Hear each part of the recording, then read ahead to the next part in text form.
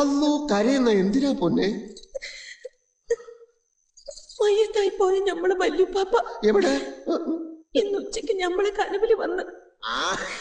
അത്രയല്ലേ ഉള്ളൂ. മൂപ്പര് ഞമ്മളെ കനവില് വന്ന് പറഞ്ഞതെല്ലാം ഇതുവരെക്ക് നടന്നിരിക്കണം. അതാ നമുക്ക് പേടി. ഒന്ന് തെളിച്ചു പറയണ്ടേ അതിനാ?